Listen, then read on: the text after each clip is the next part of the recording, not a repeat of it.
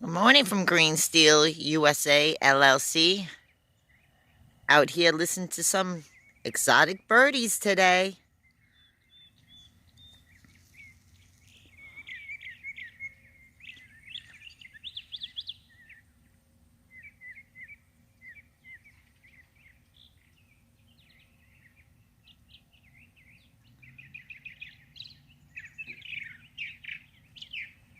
See her? Do you see her?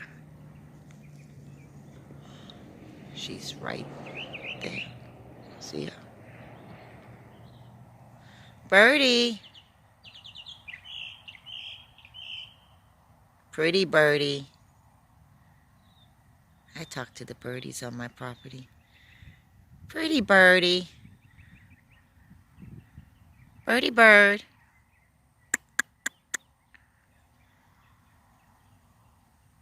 Birdie bird. I've been hearing this weird bird for the last couple of days, and I wasn't sure what kind of bird it was. And come to find out, it's a woodpecker. I've seen them in the cities, but I've just never paid no mind to them. And being out here in nature, I pay mind to a lot of sounds that I'm not used to hearing. And I love it.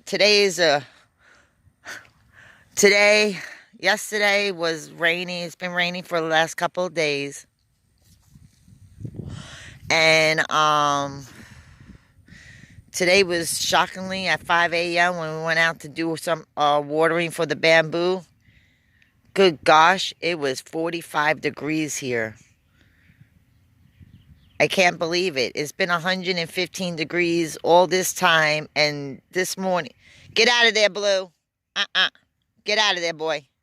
We're not hunting now. Blue is training to hunt.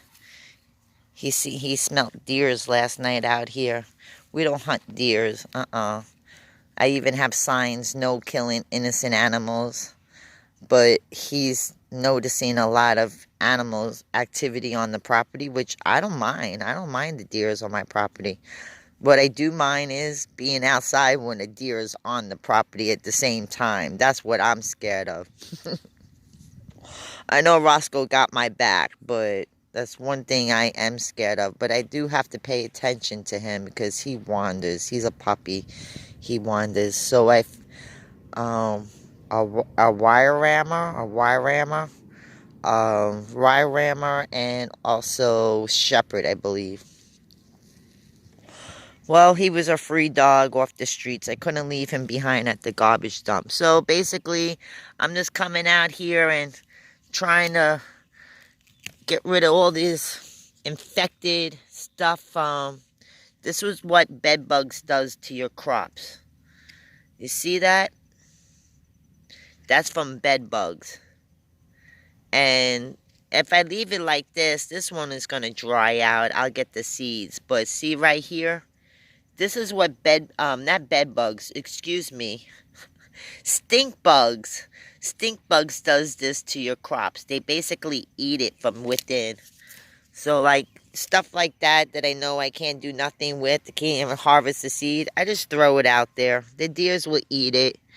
This I'm going to leave. It's still, a lot of these things are still green and they're still coming out, lingering on. But eventually this is going to come all out. But yeah, I'm just pulling them off and keeping what I can keep.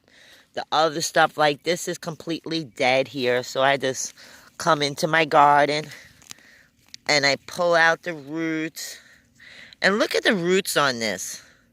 This is from a tiny seed. If you've seen any of my past videos, I've been harvesting a lot of the seeds here. This is from a tiny seed.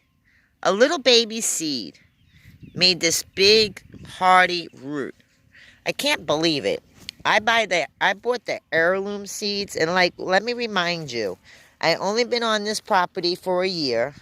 November 28th will be 1 year that I purchased this entire property. We planted this stuff. This is all like beginner, first timer, planting stuff in the garden. and stuff grew. And now I'm just harvesting our seeds. So for next year, like this root here, even though I'm pulling on it, it's not ready to come out because it's still alive on the ground. And next year, plant them again. I should be cutting them with a scissor, but I'm just out and about in the garden. I'm just here trying to get this stuff off of it. What can be eaten, take off now. See, they normally like to be eaten at this size. Anything larger becomes very tart tasting. But some people do like the tart tasting ones. So I do collect them too. Like this one here is starting to change a little bit of color. And the stink bug literally ate it. So it's no good. And the stink bug will really literally ruin your freaking crops. They will just destroy it. The stink bugs, they leave like a acidy type substance. And it basically burns your fruit down. Like this one is no good either. But I'm going to leave it to harvest the seeds. Look at this weird one. It's all demented. It's hollow. Now like these, they dried out. I'm trying to shake it so you can hear it. The pods are ready to be harvested. Those are just for seeds. Now see here, this is how they start growing.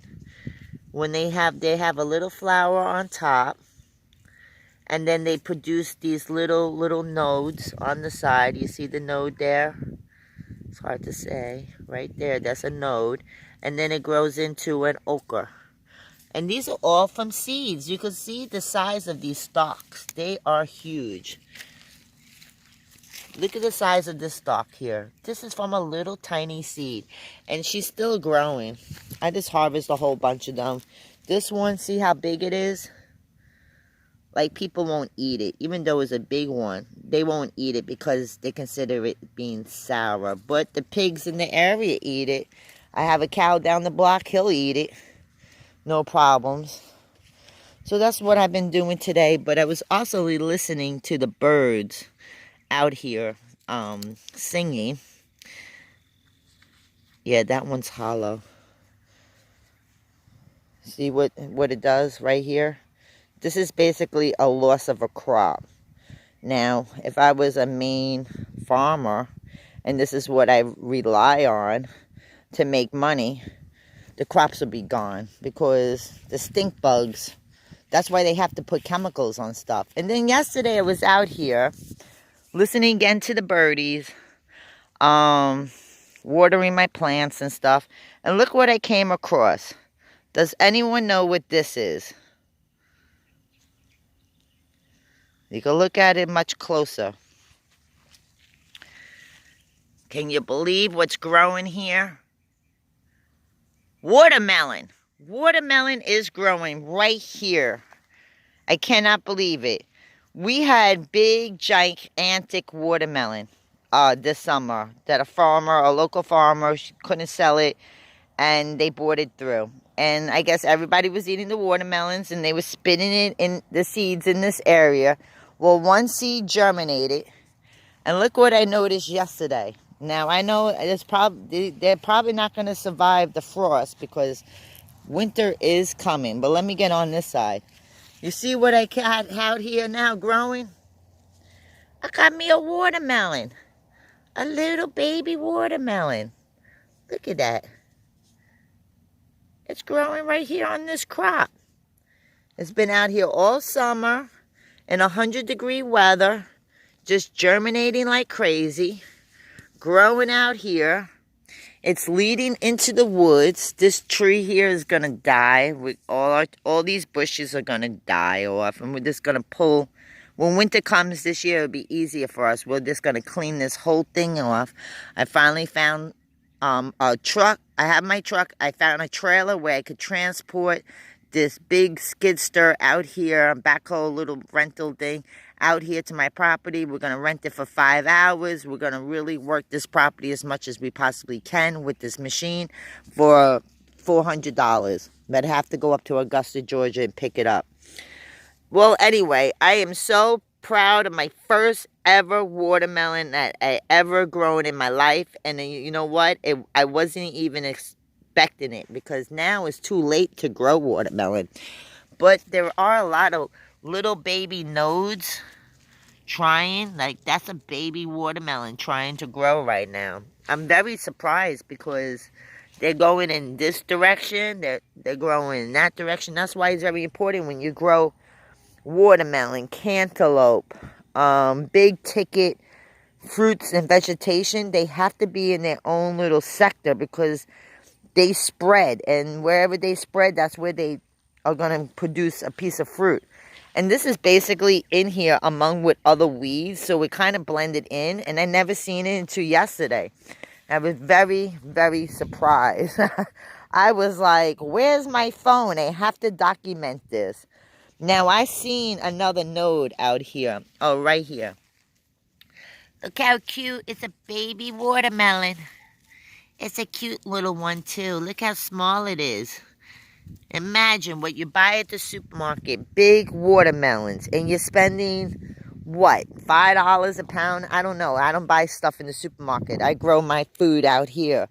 I buy something for $1 or I get it for free and I replant them. That's what it's all about, homesteading. Not relying on the supermarkets.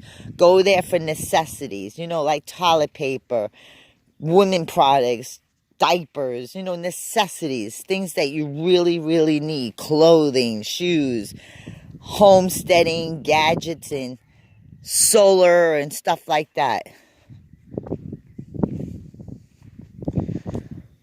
But yes, I was very happy to see that watermelon sitting on there. Is like, what the heck? That's like, I wasn't even expecting it. That's like winning the lottery ticket.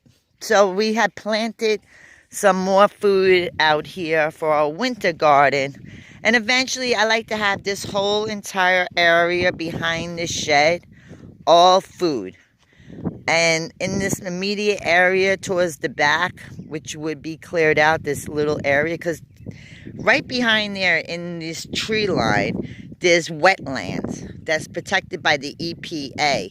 And because you have a lot of wildlife that does live in these trees back here, there's always some type of little bit of water source in there. That's why we have a lot of vegetation and weeds that are surviving the summer because of the little bit of water that sits between my lot and then the cotton field behind my lot. So therefore, I would like to get fruit trees out here that I buy off of Arbor Foods, Arbor Trees, and or growmytreesfast.com. And I don't know how to post links and stuff yet, but eventually when I do, I will be able to link it in the comment below. But it's growmygrowingtrees.com, and they're fast growing trees. They're delivered to your house. Their roots are very, very moist, which that's very important when you buy fruit trees. Like, don't go to Tractor Supply store and buy trees that nobody's giving water to. They're not going to produce fruit. It's a waste of money. You might as well just order them online from a reputable company and make sure that it's going to grow and produce you food. You don't want to give it love and attention and it doesn't produce food. The problem is you want to put something in the ground that you're going to be able to come out here, pick it off a vine, take it to your house, and cook it for dinner for your family or yourself. And it's not hard. People could do it in containers. My banana tree lived in a container, a 5-gallon painter's container with little holes at the bottom for the rooting system and water drain.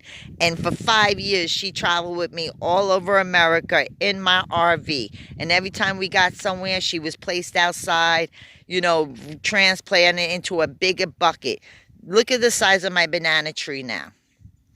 That banana tree is loving this soil. And every now and then we'll go around and we'll, tiller up the soil around it so her rooting systems could take off. This banana tree right here had made the little banana tree below her and the 10 I have out there in front of my house. This is fruit food producing trees. You could use almost everything off this banana tree. And I say everything. The leaves here, when you harvest these suckers, a fruit is going to come out from the middle down in here. A nice fruit will come out and it hangs over where the bananas produce. The leaves, when they dry up like this could turn into paper. They soak it in a solution, and I've seen it on YouTube in third world countries. They soak this material in a solution, turns it into like a fiber, where then they put it on drying mats. They let the sun dry it, and it turns into a paper. That dry stuff right there is dry leaves, what it used to look like this. These plants take a real beating, especially when it's like really windy outside, but it also helps when a rain comes. They bend up, they stand up tall, and they bend up like this to help collect the rainwater. Plants love rainwater. Look at my pineapple tree. I mean, my pineapple tree, she's been growing and growing. I produced 2 pineapples off of this little tree here. I might get another pineapple. I'm not sure. If not, I just keep it. It looks pretty. And this is the daughter pup of that plant. This is one of them. The remaining 10 are on my property. I grow flowers out here. I have a lot of weeds. They taken over, but, you know, eventually Green Steel USA LLC is going to be a fully operational bamboo business, along with food, vegetables, fruits, flowers, everything and anything. And even hopefully, if Georgia allows the farmers to get the hemp bill, we might even have an acre of CBD oil hemp growing out here. So anything is possible in America. You just have to settle with your dreams and go for it. And I have these pretty little flowers here. They are really awesome. And that's all I can say for now. Well, doggies are playing. It's a nice, cool day. Enjoy the rest of your day from Green Steel USA LLC. Like, subscribe, and leave a comment below. Have a great day. Bye.